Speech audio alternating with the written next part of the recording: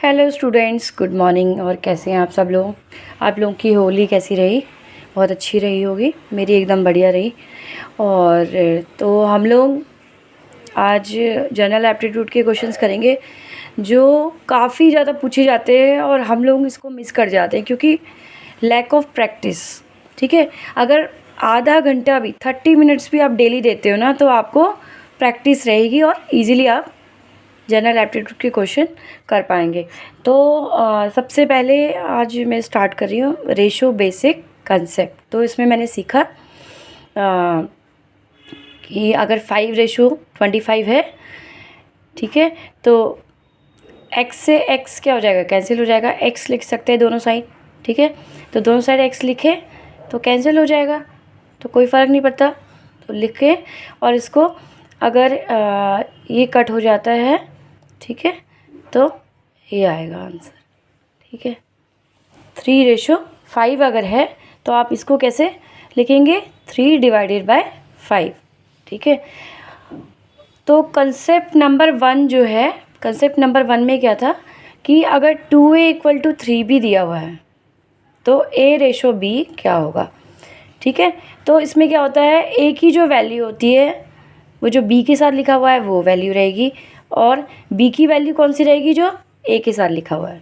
ठीक है, तो अगर हम 2a = 3b लिखा हुआ है तो a/b क्या होगा? a की वैल्यू कौन सी आएगी? जो 3 के साथ लिखा गया, 3:2। ठीक है, तो कंसेप्ट नंबर 1 है, अगर इस तरीके से क्वेश्चन आता है तो आपको a/b कैसे निकालना है? ये वाली वैल्यू इधर और ये वाली वैल्यू इधर। ठीक है, 3:2 हो गया। सेकंड जो कंसेप्ट है वो है 2a = 3b = 4c दिया हुआ है। ठीक है, find the value of a/b/c। ठीक है, तो इसमें क्या होता है कि जिसकी आपकी वैल्यू निकालनी है, जिसकी भी आपको वैल्यू निकालनी है वो उसको आप क्या करो, ठीक है, हाइड कर दो और b और c की वैल्यू को आपस में मल्टीप्लाई कर लो। ठीक है, तो वो क्या हो जाएगी? a की वैल्यू हो जाएगी। ठीक है, तो a की वैल्यू निकालनी है, a की जगह आप हाइड कर दो और b और c की वैल्यू को क्या कर दो? मल्टीप्लाई कर दो। तो 4 3 12 हो गए। ठीक है, फिर b की वैल्यू निकालनी है तो b को हाइड कर दो। ठीक है, a और c को मल्टीप्लाई कर दो, 4 2 8। ठीक है, फिर c की वैल्यू निकाली, c को हाइड कर दो। ठीक है, a और b को मल्टीप्लाई कर दो, 3 2 6। ठीक है, तो ये 2 से पूरा डिविजिबल है।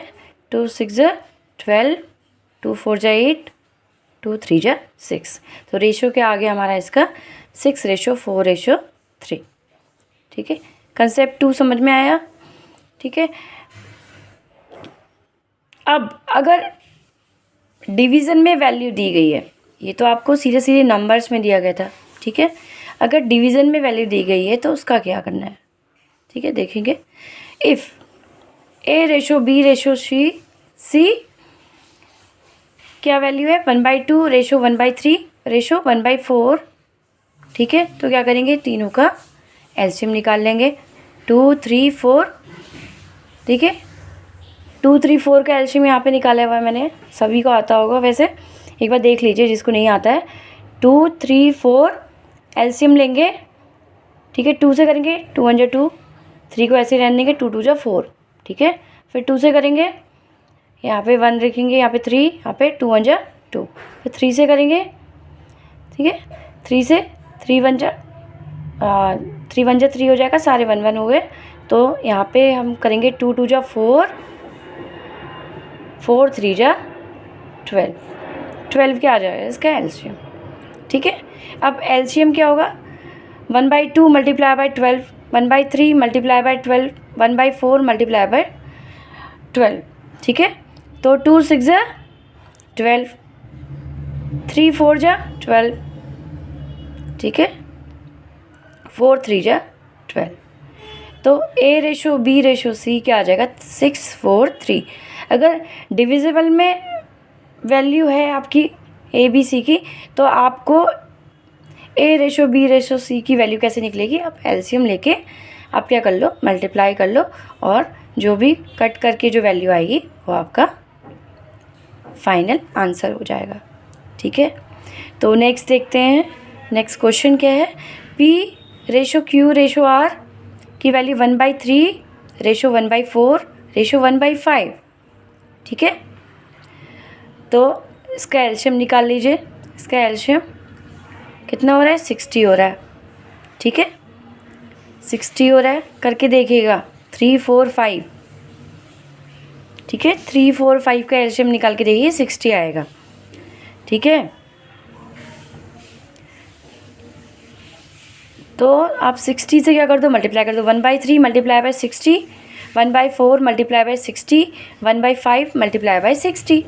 ठीक है, तो 3 से कट हो गया 20 टाइम। ठीक है, 4 से 15 टाइम कट हो गया 60, और 5 से 12 टाइम कट हो गया। ओके, तो P ratio Q ratio R क्या हो गया, 20 रेशो 15 रेशो 12। ठीक है, आगे के और भी फॉर्मूले हैं। ठीक है, तो उसको भी देखेंगे। जैसे A/3